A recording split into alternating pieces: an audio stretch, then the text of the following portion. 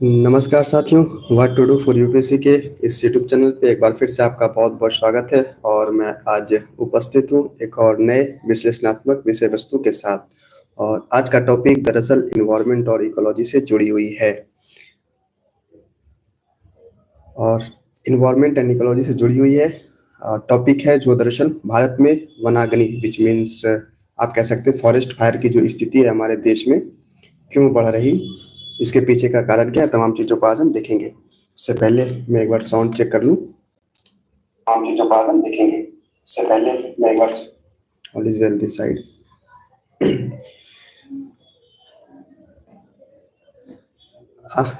आप लोग देख पा रहे होंगे इन द सेंस कि जो मॉडर्न हिस्ट्री की जो सीरीज शुरू करा था हमने, कुछ दिनों से उसमें वीडियो आना अभी मतलब नहीं आ रहा है। दरअसल समय की पाबंदी, समय में व्यस्तता, I mean lack of time आप कह सकते हो। पर हाँ, मेरी कोशिश ये रहेगी कि वो आता है मतलब आता रहे। बहरहाल चलिए वो सब बातें करेंगे बाद में। आज अपने टॉपिक पे आते हैं और कोशिश करेंगे कि कम समय में ज़्यादा जो कंस्ट्रक्टिव बातें हैं, इफेक्टिव चीज़ें हैं, उस पर बना रहा जाए और उसी बात को आगे बढ़ाया जाए।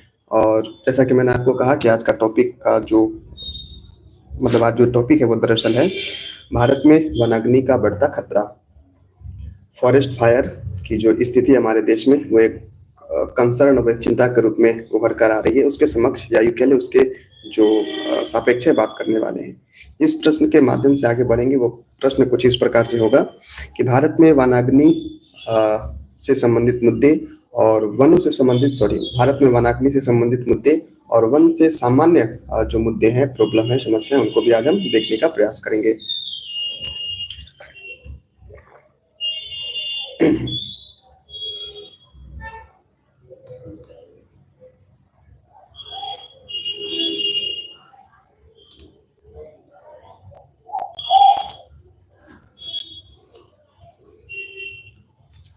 चलिए तो एक बार मैं फिर से देख लूं क्योंकि अभी बफरिंग का कुछ ऐसा सिनारियो देखा था मुझे।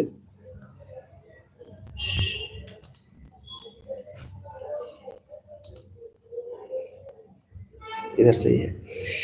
चलिए तो सबसे पहले ये जानने का प्रयास करते हैं कि भारत में वनाग्नि की जो वनाग्नि कहने का मतलब सीधा तौर पे आप ये समझेंगे कि जंगलों में, वनों में आग लगने की घटना, उसी को हम लोग वनाग्नि कहते हैं।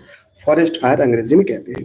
तो भारत में वनाग्नि की घटनाएं क्यों हो रही, फॉरेस्ट फायर की जो इंसिडेंट्स है क्यों दिनों दिन बढ़ रहे, उसको देखने का प्रयास करें। उस क्रम में पहली बात जलवायु परिवर्तन और बढ़ता तापमान। इसके कारण में पहली बात कही जा रही है जो हमारा क्या विश्व स्तर में जो बढ़ रहा तापमान, जिसे हम ग्लोबल वार्मिंग के शब्द से डिनोट करते हैं, वो भी एक बहुत बड़ा कारण है। क्योंकि आग का लगना, एक सेकेंड, आग का लगने में दरअसल वनाग्नि में सबसे महत्वपूर्ण भूमिका और सूखे पत्ती, सूखे पेड़ पौधे हैं उनकी होती है। और जब तक तापमान एक निर्धारित डिग्री तक नहीं बढ़ेगा, आग लगना मुश्किल हो पाता है। तो विगत वर्षों में जैसा कि हम सभी जानते हैं कि जो हमारी पर्यावरण, तापीय पर्यावरण अगर कह लें, जो तापमान का बढ़ना जो एक सिलसिला चल रहा है वो तकरीबन बहुत तेज गति से चल रहा है। हालांकि विगत 2 से 3 सालों में बहुत से ऐसे सकारात्मक पहलू भी दिखे। मतलब ये कि दुनिया भर में जो वनावरण किए जा रहे हैं, विच मीन्स वृक्षारोपण किए जा रहे हैं, वो उसकी संख्या बढ़ी है। और इसी क्रम में एक बात मेरे जो डेटा में लिख कर लाया था, दरअसल शायद नोट नहीं किया मैं, बट मुझे ध्यान में डेटा है क्योंकि अभी अभी कुछ देर पहले पढ़ा, वो ये है कि विगत वर्षों में अगर वृक्षारोपण की अगर वृद्धि समृद्धि की बात करें तो तकरीबन 1.2% बढ़ा है। बढ़ा भी है या नहीं, ये तो सवाल का वो बात है। मतलब जो भी डेटा आई थी मैं उस डेटा के आधार पे बता रहा। लेकिन जो घटना है आग लगने की वो दरअसल 36% के आसपास बढ़ी है। मतलब ये कि पहली बात तो ये कि आपके जो प्रयास हैं वृक्षारोपण का वो पर्याप्त नहीं है, वो संतोषजनक नहीं है, एक कंसर्न का विषय वो अलग से है ही। दूसरी तरफ ये बातें कही जा रही कि जो आपका पर्यावरण है, विशेष तौर पे वन की जो स्थिति है, वनावरण की जो स्थिति है, उसमें 36% ऐसे वनावरण क्षेत्र हैं जो प्रत्यक्ष रूप से वनाग्नि के खतरे के अंतर्गत है। मतलब 36% वनरेबल सेक्शन है जहां आग लगने की संभावना प्रबल है, अति प्रबल है। तो ये एक डेटा मुझे लगता है ध्यान में रखना चाहिए था। बहरहाल तो पहली बात जो मैंने आपको कहा कि जलवायु से संबंधित जो चुनौतियां हमारे देश में देश में बोल रहा भले, पर विश्व के जो एक पर्यावरण है वहां बढ़ रहा, वो एक कारण है। दूसरा कारण, हालांकि जब ये बात, एक सेकेंड,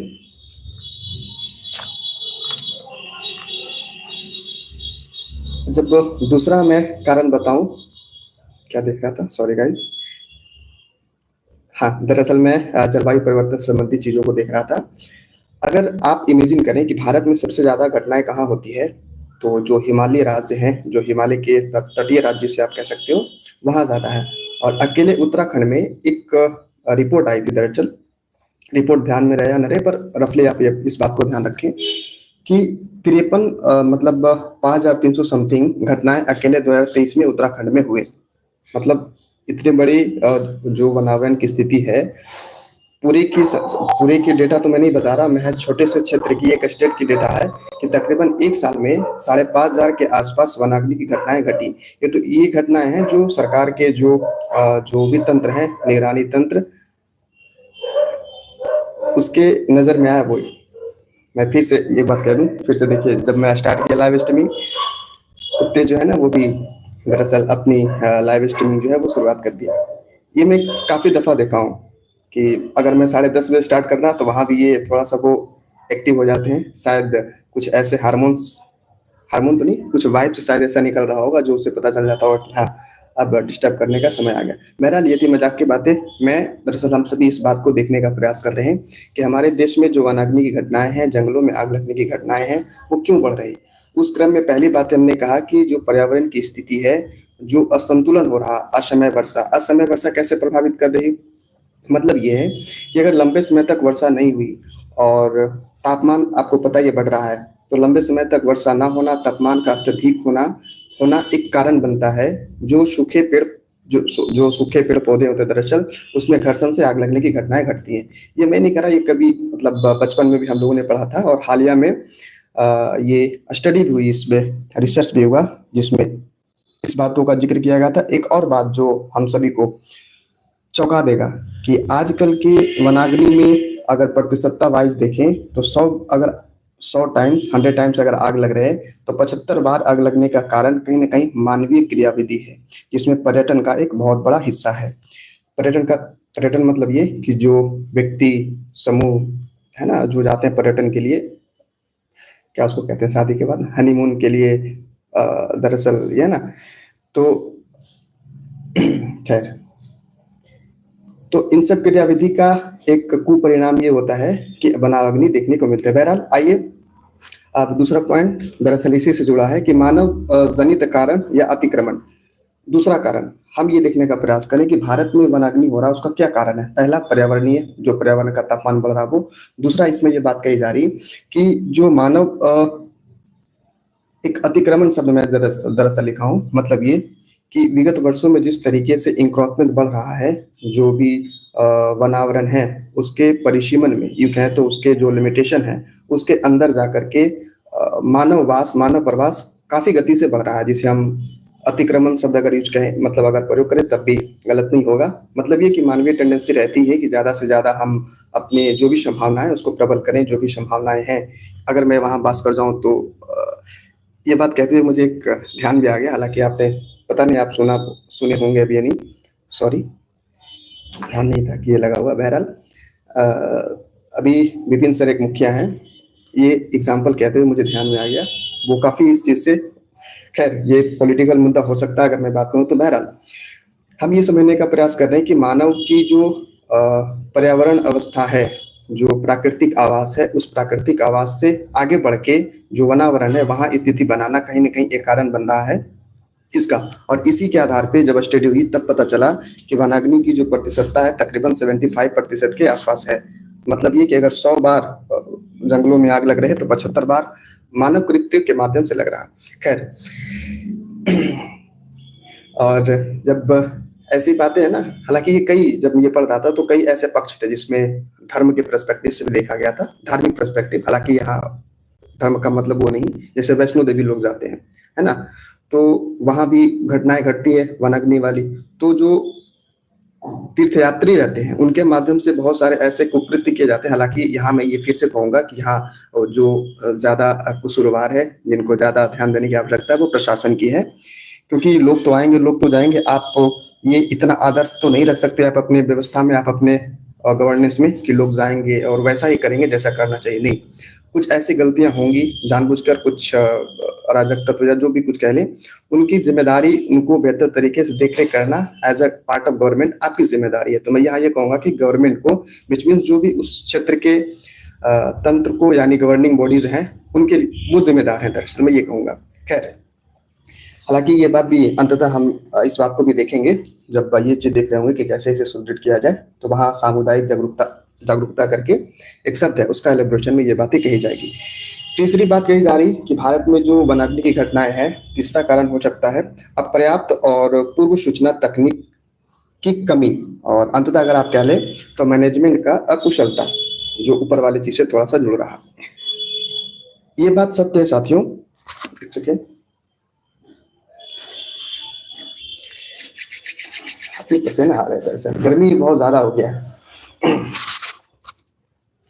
आप जहां भी होंगे, संभवतः अगर आप जम्मू कश्मीर में नहीं होंगे, अगर मेरे से ऊपर मतलब दिल्ली से ऊपर अगर नहीं है, तो गर्मी फील क्या क्या क्या कहते हैं, हाँ, वातावरणीय उष्मीय प्रभाव आप कर रहे होंगे। बहरहाल, क्या मैं देख रहा था, हाँ, वनाग्नि की घटनाओं में तीसरी घटना, दरअसल मतलब तीसरी जो कारक है वो है पूर्व सूचना तकनीक का अभाव होना। साथियों, एक बात कही जाती है, और जब हम एआई संचालित चीजों को स्थापित करने का जो इससे संबंधित सेशन था, जब वहां देख रहे थे, तो विस्तार से हमने बात कही थी कि वर्तमान दौर में जो भी हमारे समक्ष आपदाएं आती हैं, वनाग्नि भी एक प्रकार की आपदाएं हैं, और इस प्रकार की आपदाओं के पूर्वानुमान न लगा पाना एक बहुत बड़ी चुनौती हमारे देश के सामने है। और इस चुनौती को तभी आप बेहतर तरीके से यूं कहें तो साध सकते हैं जब आप वर्तमान परिप्रेक्ष्य में आर्टिफिशियल इंटेलिजेंस को यूज कर पाएं।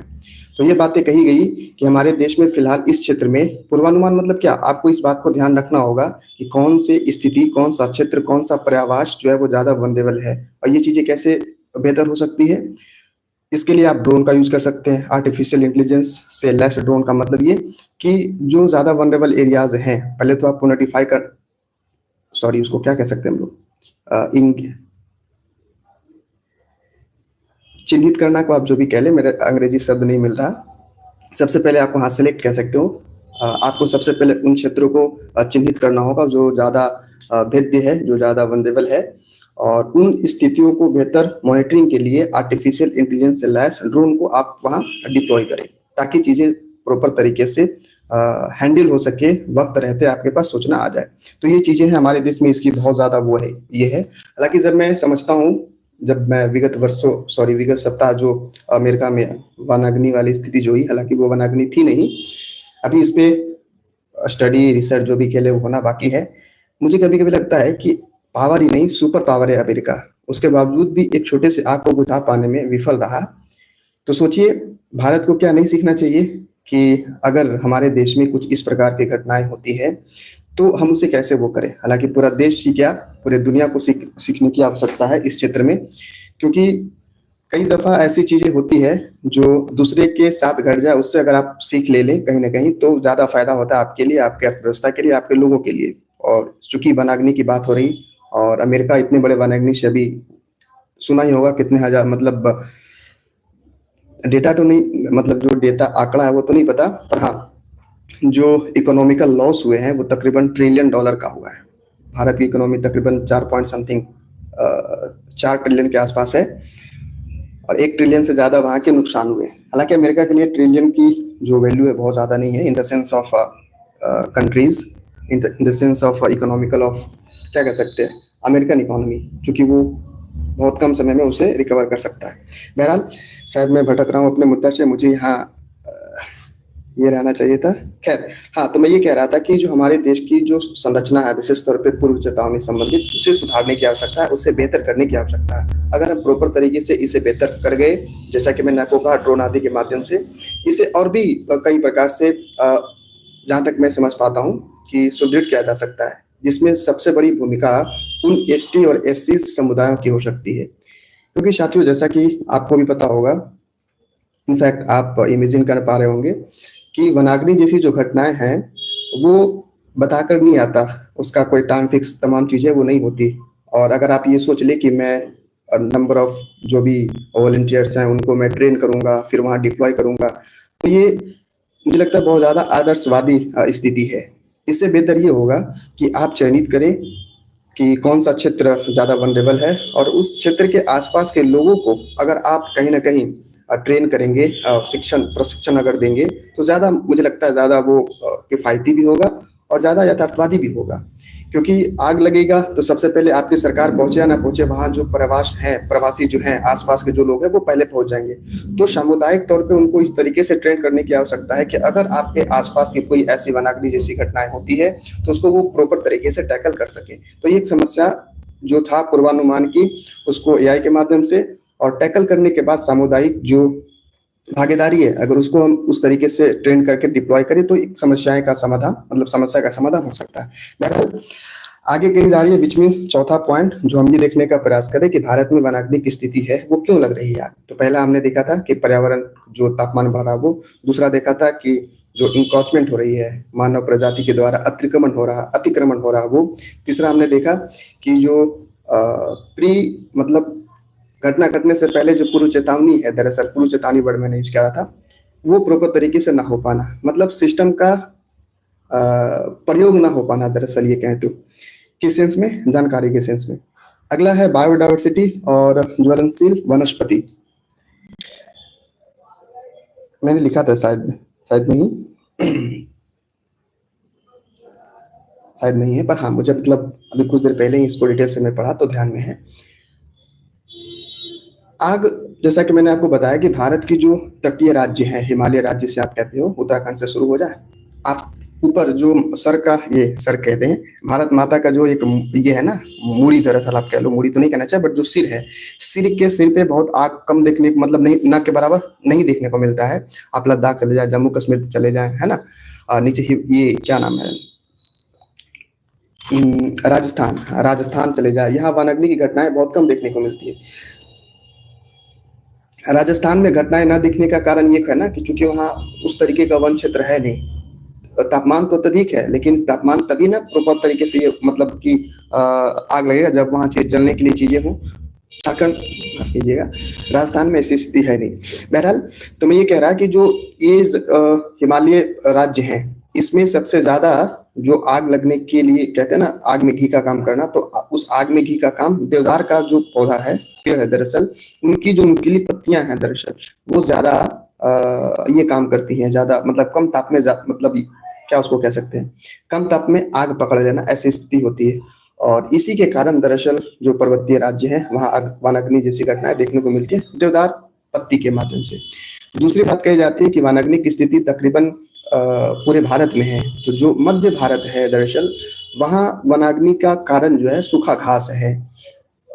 चूंकि ये फ्लैट मैदान है, यहाँ जो पशु, क्या उसको कह सकते हैं, पशु चारण है, वो अतिचारण के तौर पे होता है, विच मीन्स ज्यादा से ज्यादा पशुचारण की जो स्थिति है वो देखने को मिल रही है। और अत्यधिक पशुचारण की स्थिति के कारण भी कहीं ना कहीं आग की जो स्थिति है, वनाग्नि की स्थिति है, वो भी घटित होती है। तो दो कारण, एक तो ये सूखा घास का मैदान होने के कारण मध्य भारत में, तटीय भारत में। ऊपर के अगर हिमालय राज्य में देखें तो जो पेड़ है, देवदार का जो पत्ती है, वो एक कारण बनता है। ये बातें कही जा रही है, मतलब बायोडाइवर्सिटी। एक चीज और कही जा रही है जो शायद आगे आएगा, वो कि क्या किया जाए, मतलब किस प्रकार की हमारे देश में जो भी पर्यावरण है उसमें वृक्षारोपण किया जाए ताकि जो वनाग्नि की स्थिति है उसको रोका जा सके। तो जामुन है, महुआ है, ऐसे ऐसे पेड़ पौधे हैं जिनको लगाने की आवश्यकता। बहरहाल आगे अभी एक्सप्लेनेशन में आएगा। अगली बात कही जा रही है, और शायद आखिरी बात इस सेंस में कि घटना क्यों घट रही है हमारे देश में वनाग्नि की, आखिरी बात है इसमें जागरूकता का अभाव, और दूसरी बात कही जा रही है जन सामुदायिकता का, यू कह ले जन भागीदारिता की कमी। कई बार ऐसा होता है साथियों कि अगर मान लीजिए कहीं गलती से आग लग भी गया और आप उस वनाग्नि क्षेत्र के सन्निकट प्रवासी हैं, मतलब आप उस क्षेत्र के इर्द गिर्द रह रहे हैं, तो बहुत ज्यादा जागरूकता ना होने के कारण भी लोग कहते हैं ना लग गया लगने, तो इस सेंस में मतलब इग्नोरेंस की स्थिति उत्पन्न होने के कारण भी ये जो वानाग्नि की स्थिति है वो विकराल बन जाती है। तो ये बात कहा जा रहा है कि हमारे देश में विशेष तौर पर जागरूकता का अभाव है पर्यावरण को लेकर, और यदि हम किसी भी माध्यम से इस जागरूकता को प्रॉपर तरीके से बढ़ा पाए, जागरूक कर पाए तो काफी हद तक जो समस्या है उसको कम किया जा सकता है, उसको एक है तो रोका जा सकता है। और उसी में से एक है जागरूकता का, सामुदायिक भागीदारी का। जागरूकता और सामुदायिक सामुदायिक भागीदारी दोनों अलग अलग शब्द हैं, दोनों को अलग अलग एक्सप्लेन किया जा सकता है। थोड़ा सा ये देखें,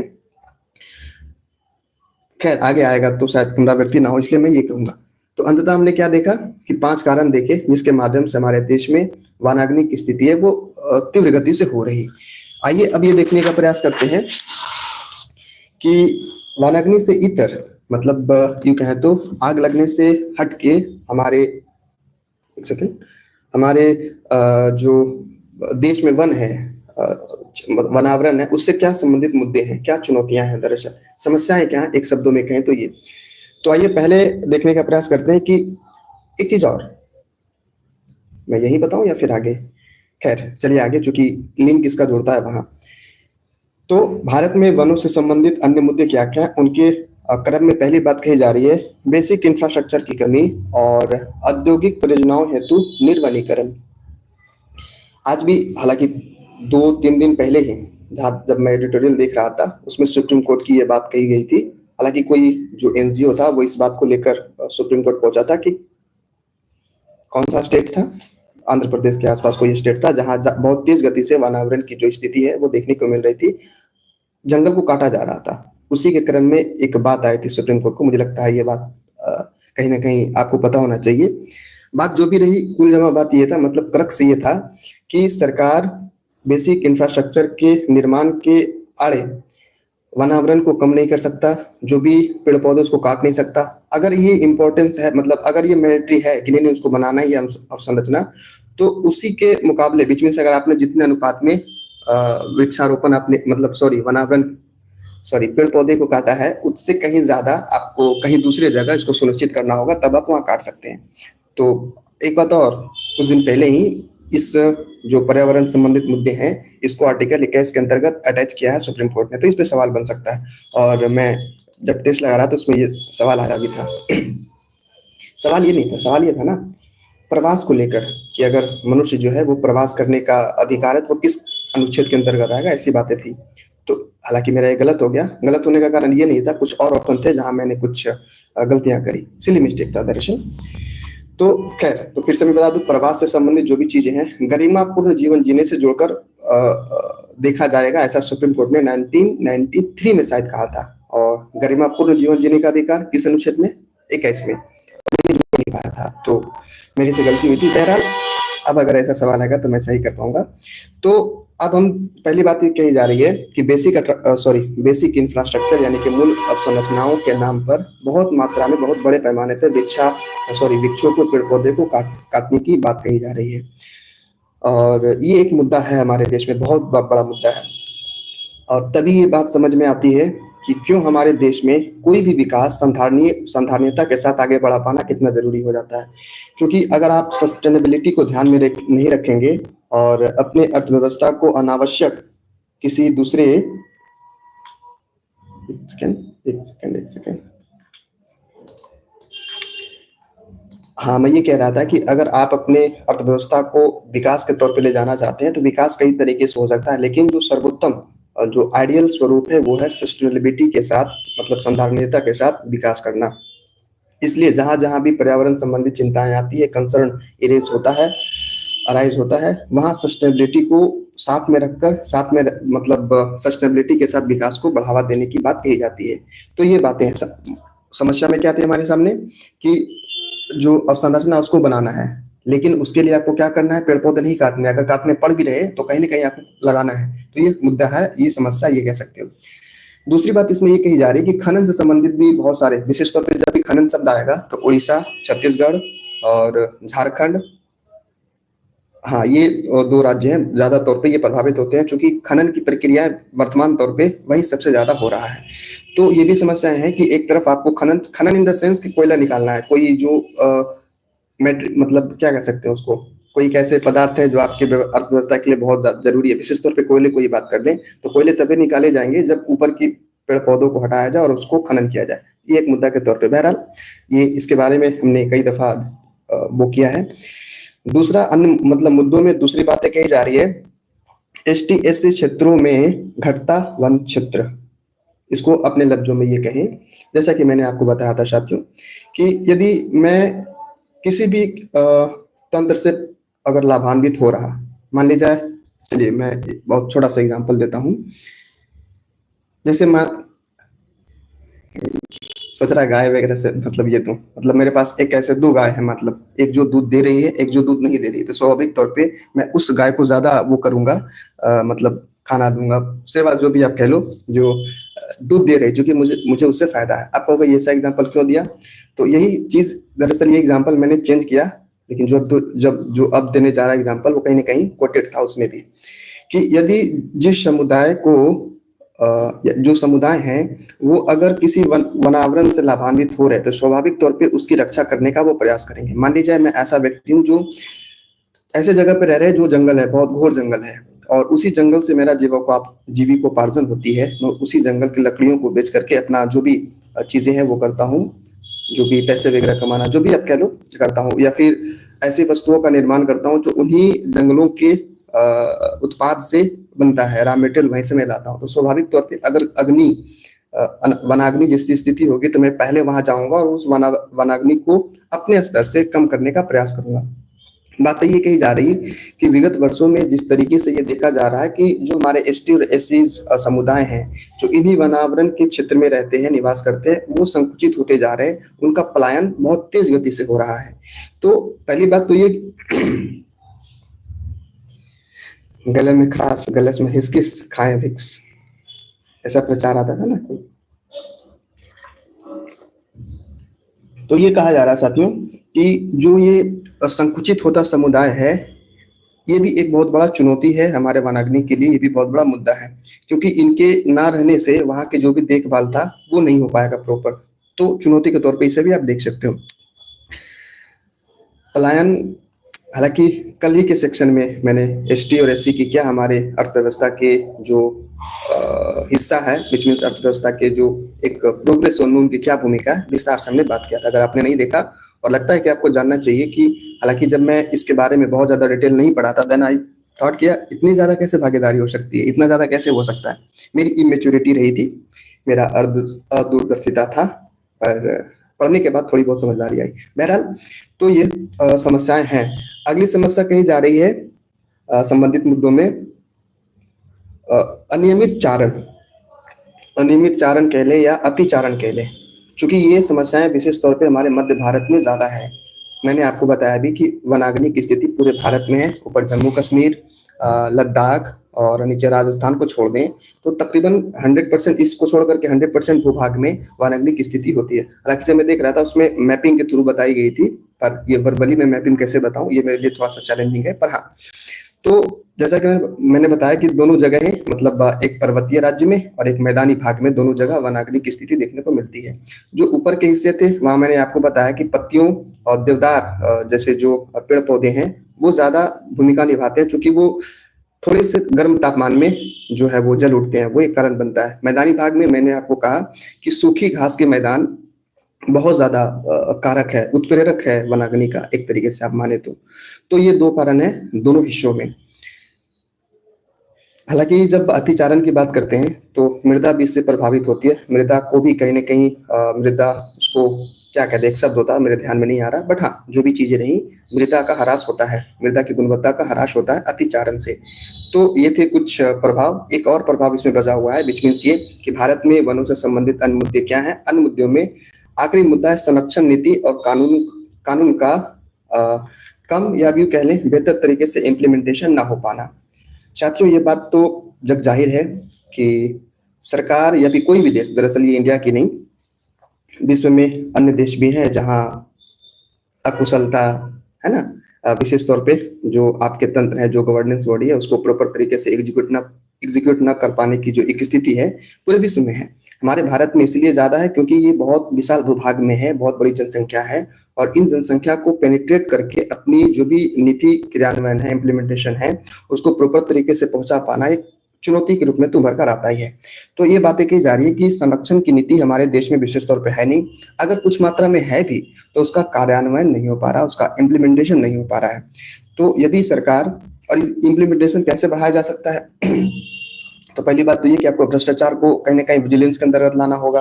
भ्रष्टाचार किस बात को लेकर, मान लीजिए सरकार ने ये बातें कही या कोई फंड अरेंज किया, जैसा कि मैंने आपको बताया था कि जो ये समुदाय हैं दरअसल ST SCs, इनके बेहतरी के लिए इस बजट में 24-25 नहीं 25-26 के बजट में 43% की जो उनकी बजट थी वो बढ़ाई गई है। किस लिए? ताकि उनको प्रॉपर तरीके से मिनिस्ट्री में लाया जा सके। कैसे?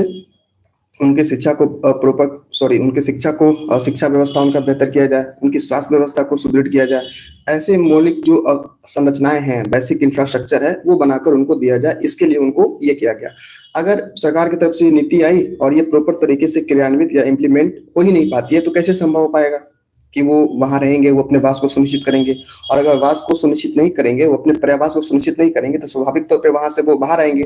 अगर बाहर आएंगे तो जो उनके तरफ से उन जो वनावरण क्षेत्र है, जो देखभाल होती थी, देखभाल नहीं हो पाएगी, और इस स्थिति में वनाग्नि की जो संख्या है, क्रमिक जो आप कह सकते हो क्रम में बढ़ेगा।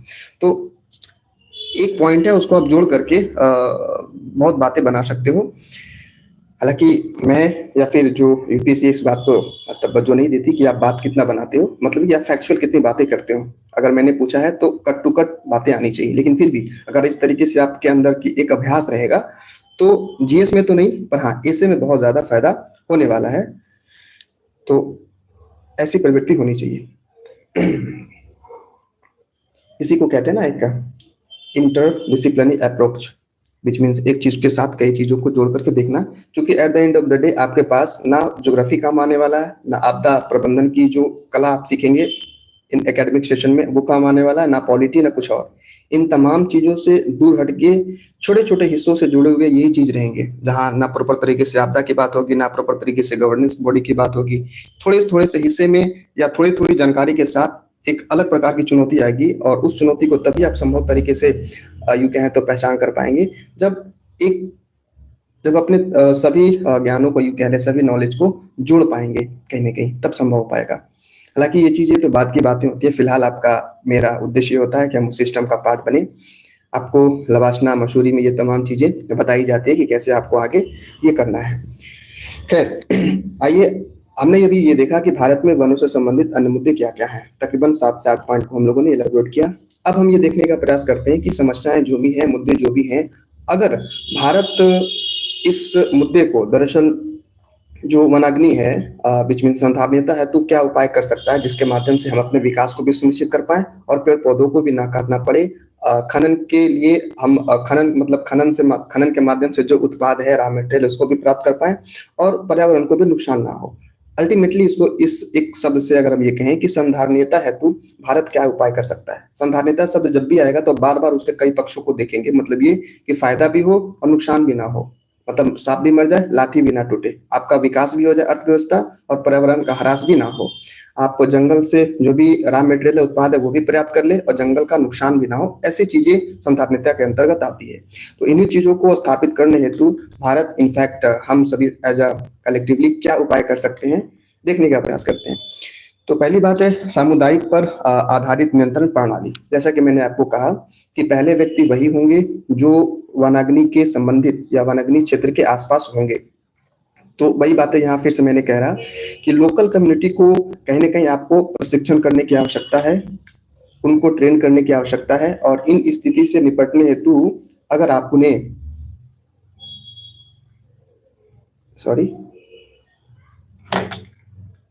बफरिंग तो नहीं हो रहा इधर, somebody's मैसेज ऑन टेलीग्राम की बफरिंग आ रहा है। खैर, तो सॉरी फॉर इनकन्वीनियंस। खैर, सामुदायिकता पर आधारित नियंत्रण प्रणाली को व्यवस्थित करना, अगर हम इस तरीके से व्यवस्थित करेंगे तो निस्संदेह आने वाले दिनों में यूँ कहें तो सन्निकट भविष्य में जो वनाग्नि की स्थिति है, आप यकीन माने वनाग्नि की स्थिति अभी बढ़ना शुरुआत हुआ है। क्यों? क्योंकि टेम्परेचर धीरे-धीरे बढ़ रहा है। एक चीज़ और मेरे ज़हन में भी अभी कुछ दिन पहले नहीं मतलब पहले ही आया था कि जब भी हम रेफ़रेंस लेकर चलते हैं कि हमारा जैसे मैं ये कहूँ, आप आए दिन ये बात सुनते होंगे कि हमारे वर्ल्ड लेवल की जो औसत तापमान है वो बढ़ रही है। तो एक कोई रेफ़रेंस पॉइंट रहा होगा ना जहाँ से हम ये देखते हैं कि हाँ, कितना से बढ़ रहा है। तो इसके लिए डायरेक्ट आप देख लें 15 डिग्री है, उतना तामझाम क्या करना।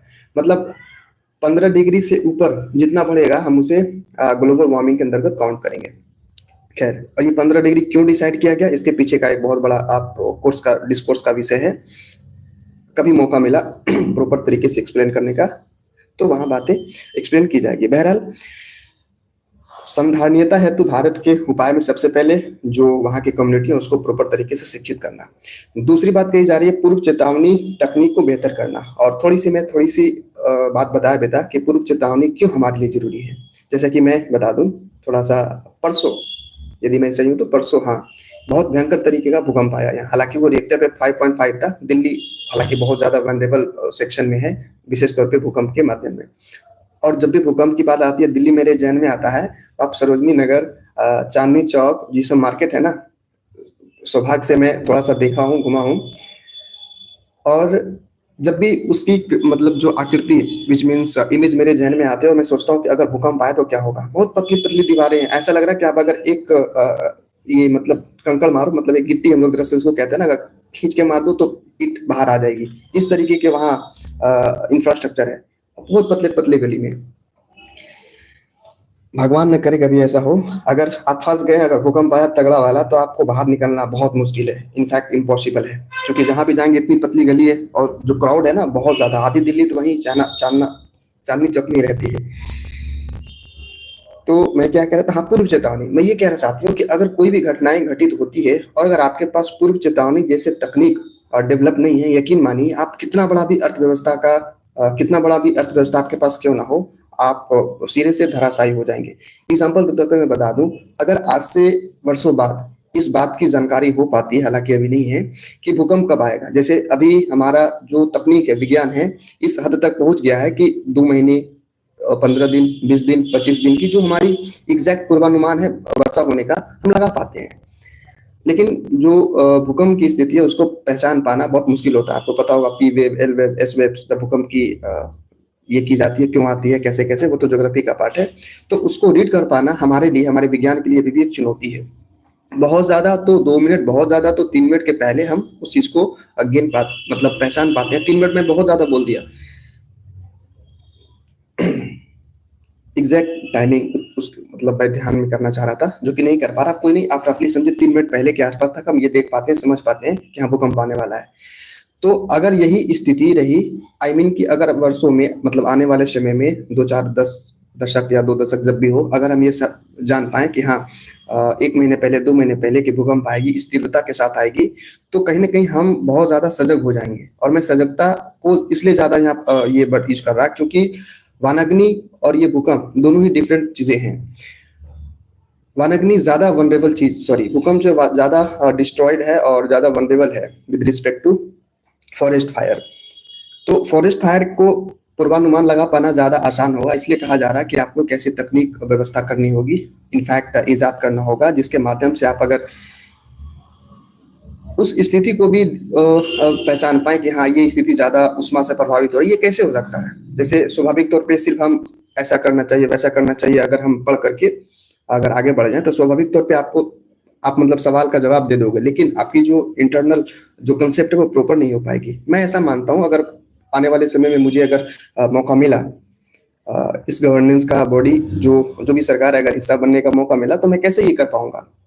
तो सबसे पहले बात तो ये कि इसके लिए आपको आर्टिफिशियल इंटेलिजेंस लाना होगा। दूसरी बात, जो सेंसरिंग है, सेंसरिंग व्यवस्था, सेंसर इन द सेंस कि जो भी वल्नरेबल चीज़ है उसको तो सबसे पहले आपको नोट करना है। उसके बाद उन तमाम क्षेत्रों को सेंसर के साथ जोड़ के, मतलब सेंसर के साथ जोड़ना है। सेंसर कैसे?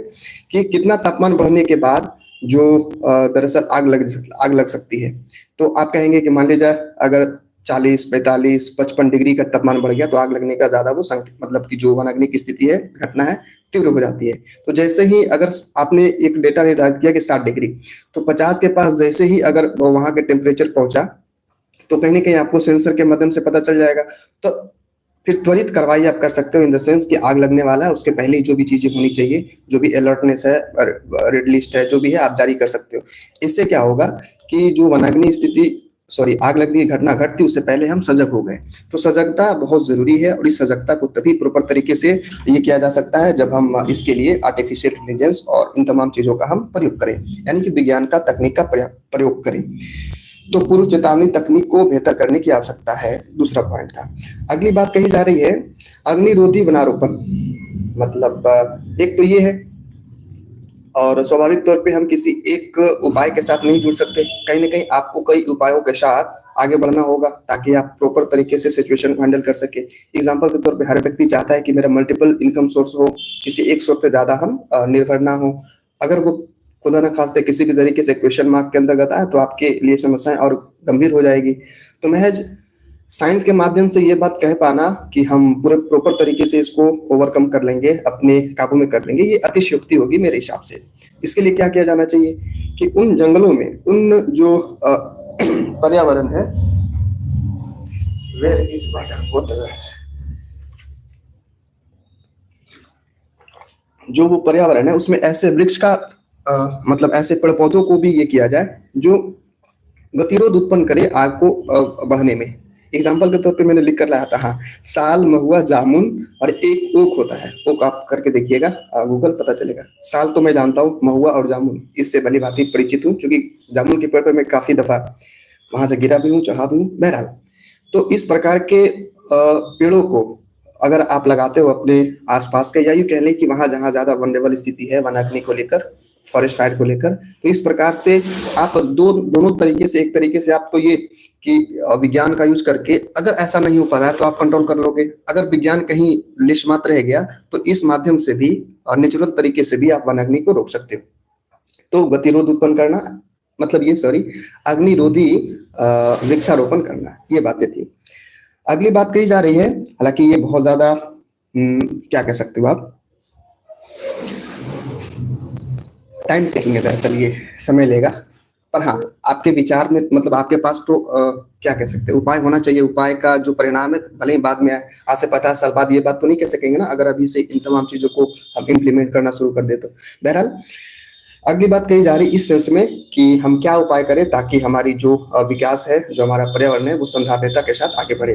तो उस क्रम में अगली बात है वन पारिस्थितिक तंत्र में जल संरक्षण को बढ़ावा देना। विशेष तौर पे मैं ऐसा मानता हूं कि जो मैदानी भाग है, उस मैदानी भाग में ना जल संरक्षण करना आसान है, लेकिन जो तटीय हिमालय के जो पादीय राज्य हैं, हिमालय राज्य से आप कहते हो, वहां जल संरक्षण कर पाना थोड़ा सा मुश्किल है। तो पहले इस बात को हम ये एक्सप्लोर करने का प्रयास करते हैं कि जलीय जमाव के कारण कैसे आप वनाग्नि को रोक सकते हैं। तो स्वाभाविक तौर पे आपको पता ही होगा कि आग तभी लगेगा जब ज्यादा उष्मा होगी, आई मीन तापमान बढ़ेगा, और तापमान को कंट्रोल करने में अगर ये है वहाँ की जो भी क्या कहते हैं उसको, पर्यावरण है, वातावरण है, अगर जलवाष्प की मात्रा ज्यादा है तो स्वाभाविक तौर पे जो तापमान है वो कहीं ना कहीं कंट्रोल में रहती है। तो वही बातें कहा जा रहा कि ऐसे वनावरण में जो विशेष तौर पर मैदानी भाग हैं, वहां आपको ऐसे तालाब बनाने की आवश्यकता है, या फिर ऐसे इंफ्रास्ट्रक्चर डेवलप करने की आवश्यकता है जिसमें पानी रुक सके। अगर पानी रुकेगा तो स्वाभाविक तौर पे पहली बात तो ये, अगर सतही तौर पे मान लीजिए आग बढ़ रहा है तो वो रुक जाएगा। अगर सतही तौर पे नहीं, अगर ऊपर ऊपर भी होता है कभी कई दफा कि बहुत, मतलब पेड़ों का झुंड है, ऊपर कहीं आग लगा घर्षण से तो वो ऊपर ऊपर चला जाता है। अगर ऊपर ऊपर की अगर अवस्था है तो वाष्प जो है वो कहीं ना कहीं थोड़ा बहुत कंट्रोल करेगा, क्योंकि पेड़ पौधे हैं, वहां पानी है, तो पानी वाष्प होगा, वाष्प होगा तो उनकी जो टेम्परेचर है उसको एब्जॉर्व करेगा, जिसे हम साइंस में कहीं ना कहीं लैटेंट हीट, गुप्त उष्मा कहते हैं ना। हाँ, मतलब जो वाष्प है उसमें जो उष्मा आपकी टेम्परेचर का है वो एब्जॉर्व कर लेगा, जिसे हम गुप्त उष्मा, latent heat, if I am right then. खैर, तो ये बातें रही। अब एक समस्या ये तो होती है साथियों कि चलो मानते हैं कि मैदानी भागों में जलाशय बनाकर या किसी भी प्रकार के ऐसी अवसंरचना को करके, डेवलप करके जल, मतलब जल की जो स्थिति है उसको बनाई जा सकती है। लेकिन यदि जो अगर हम बात करें पूर्वोत्तर राज्य, जहाँ ढलान पे पूरी पेड़ पौधे हैं, जो इस तरीके से इंक्लाइन वे में तमाम चीजें विस्तृत है, उसके लिए हालांकि ये चीजें हमारे जो कोस्टल एरिया है विशेष तौर पे, ये कौन सा इसको कहते हैं हम लोग, यहाँ पे कौन सा है, केरल है ना, तमिलनाडु है, यहाँ ये चीजें होती है। इसके लिए वर्ड यूज होता है शुष्क वनों में, शुष्क वनों में तुषार, तुषार दरअसल फॉग को कहते हैं। तो फॉग को, एक सेकेंड, दरअसल मैं यहाँ देखता रहता हूँ कि मेरी जो आवाज वगैरह प्रॉपर वो है ही नहीं, अगर बंद हो जाता तो मुझे लगता है कि पता नहीं क्या हुआ। खैर, तो शुष्क वनों में फॉग संग्रहण, जैसा कि मैंने आपको ये अभी अभी अभी बात कहा, फॉग मतलब क्या, फॉग तो आप समझ ही रहे होंगे। फॉग से एक ध्यान में आया कि वर्षों पहले एक ये आता था प्रचार, और साथियों नहीं नहीं नाम लेकर के क्या चल रहा है, तो यहाँ तो फॉग चल रहा है ऐसा करके, आपकी अगर याददाश्त सही होगी तो याद आ गया होगा। बहरहाल, तो ये कहा जा रहा है कि शुष्क वनों में जो ज्यादा सूखे वन है और वहां अगर पानी ग्रहण करा पाना या फिर इस तरीके का जलाशय बना पाना संभव नहीं है, तो आप फॉग का इस्तेमाल करें। और ये चीजें होती है हमारे केरल में। कैसे, आप जैसे इसी से जुड़ता एक एग्जाम्पल मैं बताता हूँ। अभी हालिया में चाइना का एक एग्जाम्पल लिया जा रहा था, इनफैक्ट लिया गया वो ये कि वो कृत्रिम वर्षा कराया। हालांकि ये मेरा इंटरेस्टिंग थोड़ा सा टॉपिक रहा जब मैं इस चीजों को देखा, कृत्रिम वर्षा, कृत्रिम जो वर्षा वो कैसे हो सकता है। हालांकि कृत्रिम सूर्य का भी निर्माण कर चुका है चाइना, ये बहुत, हालांकि हम कहते हैं मुझे पता नहीं किस तरीके से लोग देखेंगे कि हमें कभी भी चाइना को अपना प्रतिद्वंदी मानना ही नहीं चाहिए। अगर प्रतिद्वंदी मानना है आपको तो सॉरी, पाकिस्तान को प्रतिद्वंदी नहीं मानना चाहिए। अगर प्रतिद्वंदी मानना है कंपटीटर, तो चाइना को मानना चाहिए, क्योंकि चाइना को मानने से वाकई में आपसे बहुत आगे है वो। अभी हालिया में आपने देखा कि डीपसीक कैसे तकरीबन 2 से ढाई महीनों में डीपसीक जो मॉडल है उसको तैयार करा दिया।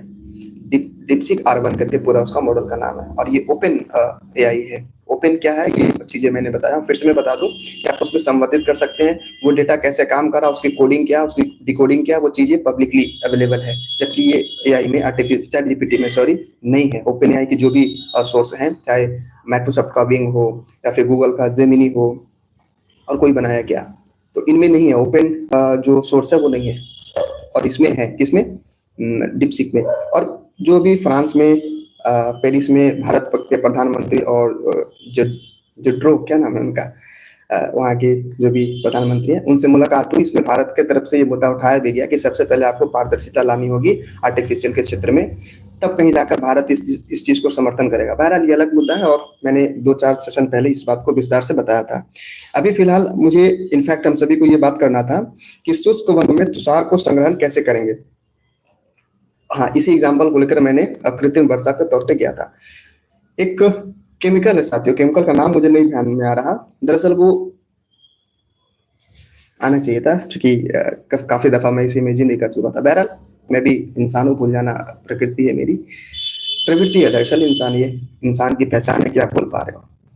हालांकि मुझे इस तरीके से जस्टिफाई नहीं करना चाहिए, गलत है भूलना।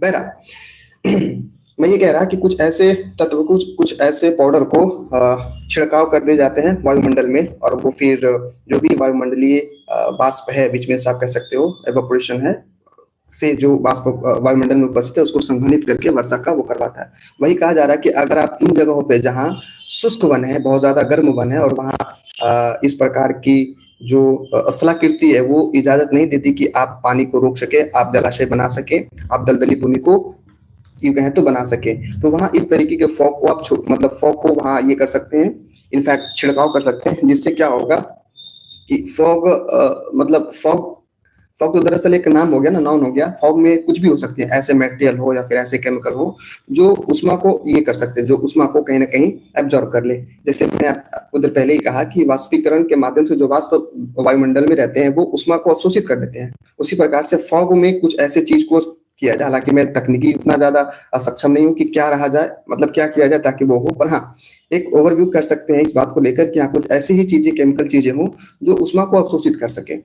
तो अगर उष्मा को अवशोषित करेगा तो स्वाभाविक तौर पे जो ठंडापन, अगर एक तरीके से कहें सामान्य भाषा में, तो उस पर्यावरण में बनी रहेगी, और निसंदेह फिर हम जो वनाग्नि की स्थिति होती है उसको हम रोक पाएंगे। और ये महज कल्पनाएं नहीं है, ये हमारे देश में दरअसल नीचे, जैसा कि मैंने आपको कहा, तमिलनाडु में ऐसी चीजें होती है। क्योंकि तमिलनाडु नाम क्या नाम है उसका, इस तरीके से है, मतलब वहाँ की जो उच्चावच है वो प्रॉपर नहीं है कि आप जलवाष्प को प्रॉपर तरीके से ये कर सके, तो इसलिए वहाँ ऐसी विधि है, विधि का उपयोग किया जा रहा। कंटिन्यू बोलना, लगातार बोलना इट्स वेरी डिफिकल्ट।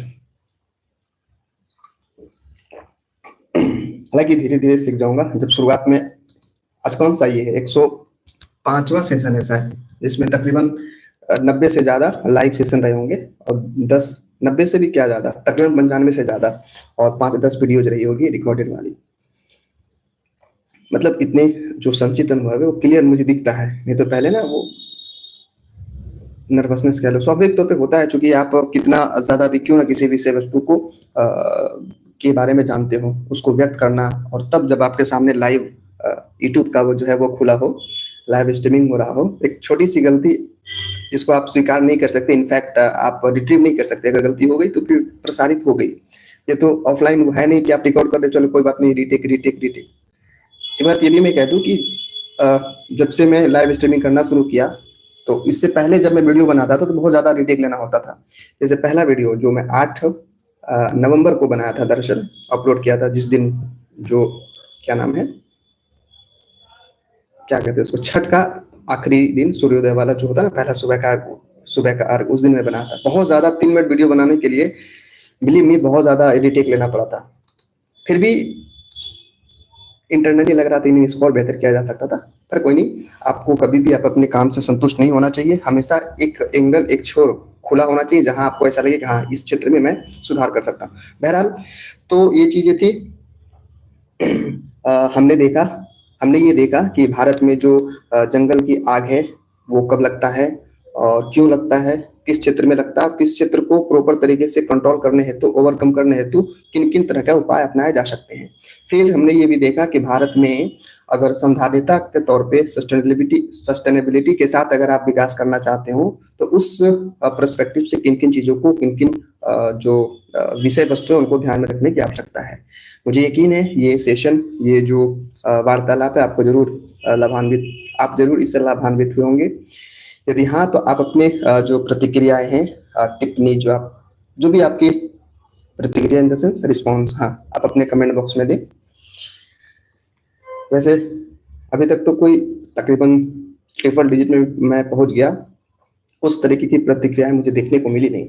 बहरहाल, जैसा कि मैंने शुरुआत में बताया था कि ये जो यात्रा है खुद को प्रैक्टिस में रखने के हेतु है, कि मैं, चूंकि जैसे कि मैंने बताया पहले भी ऐसा करता था, जो भी करंट अफेयर्स के मुद्दे रहते हैं उसको डिटेल में पढ़ना, उसको समझना, पहले मेरी ये डेली रूटीन की हिस्सा रही थी। बस अब फर्क ये है कि जब मैं एक्सप्लेन करता हूँ, जब मैं बताता हूँ, तो हमारे हाथ में माइक है, बोया का माइक है, आगे फोन है, फोन में यूट्यूब है, यूट्यूब लाइव स्ट्रीमिंग है, लाइव स्ट्रीमिंग आप है, बस इतना ही फर्क है। बहरहाल चलिए, मुझे उम्मीद है आप इस सेशन से जरूर लाभान्वित होंगे। मिलते हैं कल अपने निर्धारित समय से, तब तक के लिए बहुत बहुत धन्यवाद और बहुत बहुत शुक्रिया। आप सभी को एक बार फिर से शुभ रात्रि।